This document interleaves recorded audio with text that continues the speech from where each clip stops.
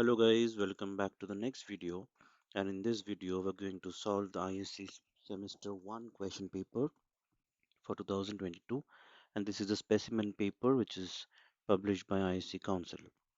This will be really good handy paper for you to revise because there are all MCQ questions, and this will help you to understand a lot of questions at a concept level, and if you go through them then you'll be quicker in solving the MCQs if you find anything common, right?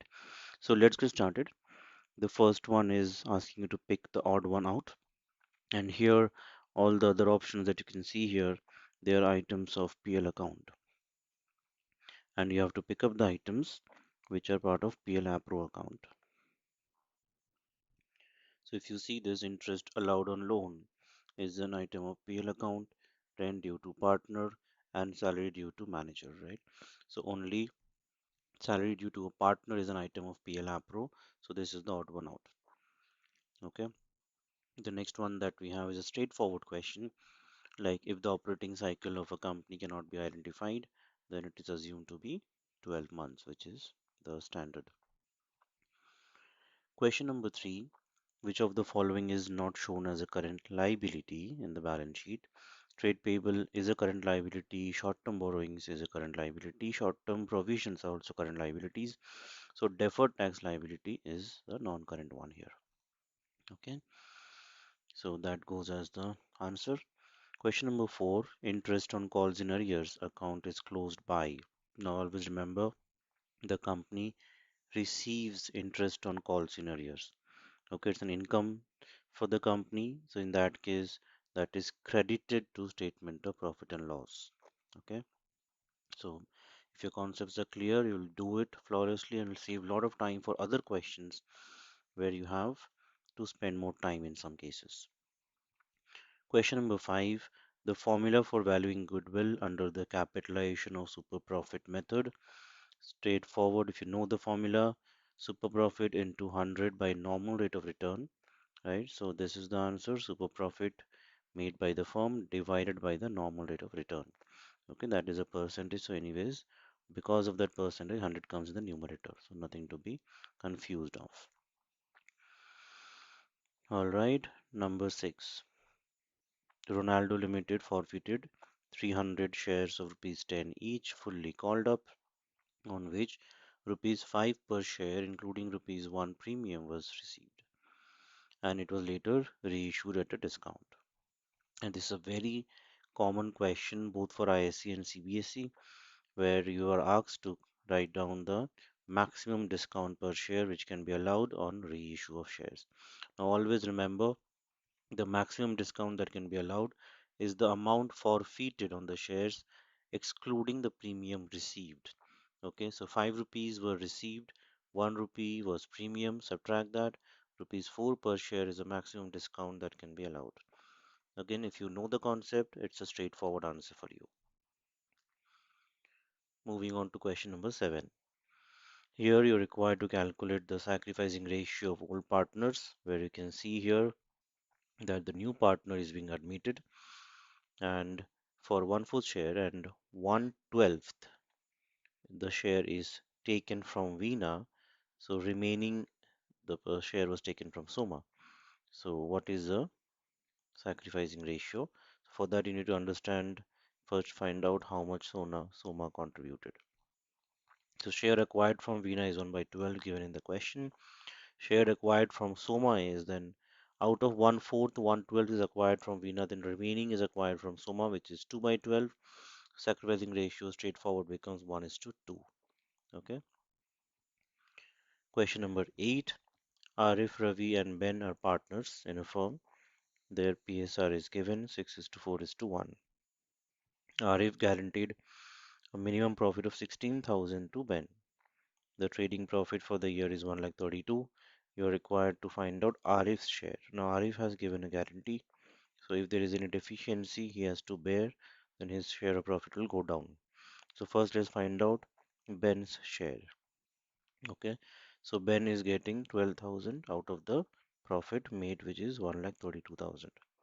So, in that case, Ben is having a deficiency. This deficiency will be borne by Arif So Arif's share is, if you do 6 by 11 of 1 lakh 32, 72,000, you have to subtract 4,000 from that. So Arif's final share is 68,000, which is the answer B. Okay, so you have to do the calculations like this, and you have to be quick in your calculations because these are just MCQs. You cannot end up spending a lot of time on these. Moving on to question number 9. Here we have three partners in sharing profits and losses in the ratio 2 is to 2 is to 1, and their fixed capital account balances are given here. Okay, so what they have done, they have discovered later on that interest on capital had been credited to the partners though there was no provision. So if there is no provision, then IOC cannot be provided. So whatever IOC has been provided has to be reversed. So again, do not, if you are well aware of the concept, then you don't have to sit and prepare the entire table as a working. You see, first you have to understand what was the total interest on capital provided. Okay, so add up all the three capitals, which is 1 lakh plus 1 lakh plus 80, which is 2 lakh 80, and you do 10% of that, right? So that is 28,000. That is the total interest on capital that was provided that needs to be reversed. Okay, then you're required to calculate only the error for SIMI's capital account or current account. Okay, now it is mentioned as fixed capital, the entries have to be passed through current account. Okay, so SIMI's share of profit out of this 20,000, 28,000 is 28,000 and 2/5, which is 11,200. That SIMI will get as a share of profit, and the interest on capital which will be debited to SIMI, which will be 10% of 1 lakh, which is 10,000, right? So the difference of this two will be credited to SIMI's current account. So answer B is your correct answer. Option B, okay? Credit her current account with 1200. Again, do not get confused with capital account. Remember these words. Fixed capital method. So current account. Moving on to question number 10. Here we have again two partners where they admitted Uday as a new partner for 3 by 8 share in the profits, and he brings 42,000 as his capital. Okay, this is a sum of capital adjustment.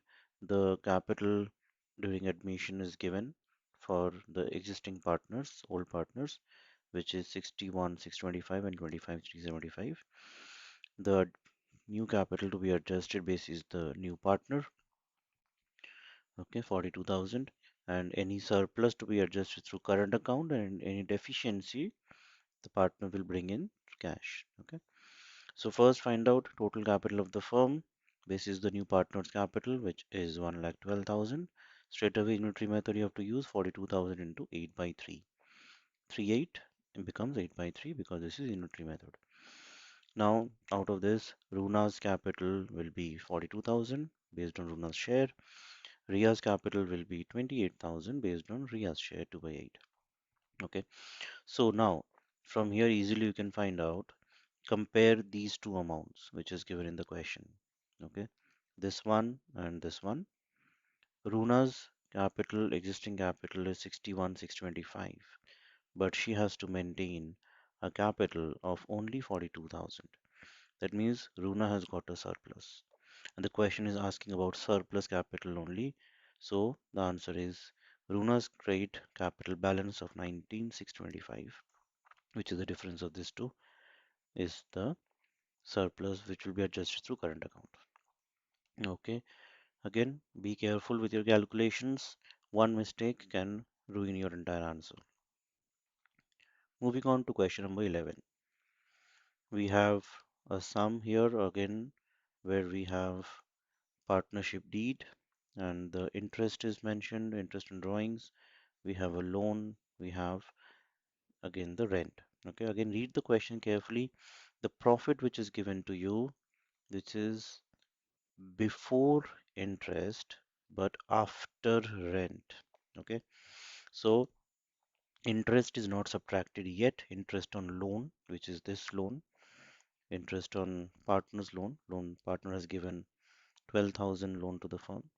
Okay, so that needs to be subtracted. So net profit will be 1,21,000 minus interest on loan, which is 12,000 into 6 by 100 because it was given on 1st October, and the rate of interest is not mentioned as per the partnership Act, it should be 6% per annum. Okay, and that is how the calculation comes. So you get 360 as the interest on loan, you subtract that, the final net profit is 1,20,640. Option 2 is your answer. Let's move on to the next one. Interest on drawings charged from NIXI will be. So again here you have to be very careful. The question says that NIXI is withdrawing 1000 at the end of each month for the first 6 months only. Okay, so 1000 into 6, which is 6 months drawing, 6000, into 4 by 100, which is the rate of interest as mentioned in the question. And what is this? This is important and interesting as well. If you know it, you can do it easily in a shorter calculation, otherwise you have to prepare the entire table. Okay, the rule says the number of months from the first drawing. So first drawing is done on at the end of the first month, right? End of the first month is 30th April if you're starting from 1st April, right? So from 30th April, the money is being utilized for 11 months. Okay, so that is why 11 years. The last drawing is done at the end of the last month, and there from there, that money is being utilized for 6 months. Okay, so you find the average of that and divide that by 12. So 11 plus 6, the average is 8.5. By 12 is the average month. So if you now multiply 6000 into 4 by 100 into 8.5 by 12, you get 170, which is the answer.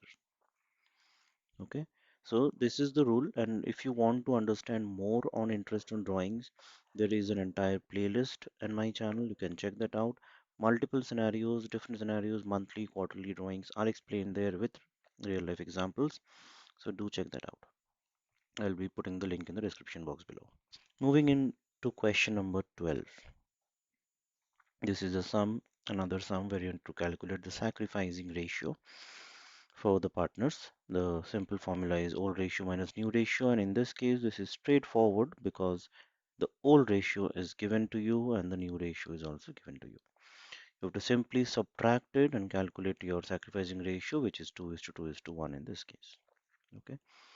Now, next question is total interest on capital allowed by the firm to the partners. Okay. Now, this is after the admission, so be careful. Total interest on capital, don't have to calculate one by one and then add because that takes up a lot of time. Total interest on capital will be just add up the capital amounts which are eligible for interest on capital. So debit balances won't be eligible. 90,000, 80,000. This one is debit balance. This won't come. And the new partner's capital balance, don't forget that, 50,000. Okay, so add these three capital balances and you get 2,20,000. Straight away apply the rate of interest on capital, which is 10% of 2,20,000, 22,000. If you do it individually, you'll get the same answer, but that is time consuming and this helps you to save some time. Okay, so the next one that we have is deficiency in Naveen's profit. So again here, if you know the concepts, you don't have to prepare the entire PL APRO account. Distributable profit is what you have to calculate, which is net profit plus interest on drawings minus interest on capital and minus salary. Okay, interest on drawing net profit is given as 1,60,000 on the question. Interest on drawing is straightforward given here 3,000 and 6,000. Interest on capital we just calculated 22,000 here. So subtract that and salaries are also given 7,000 and 10,000. So we get 1,30,000 as the distributable profit. Out of that, Naveen's share is 5 by 20, that is 32,500. So deficiency is 40,000 is the minimum guarantee given to Naveen. So 40,000 minus 32,500 is 7,500, which is the answer here. Option number 2. Alright. So again, as I told you, if you know the concepts, it becomes easy for you to solve it.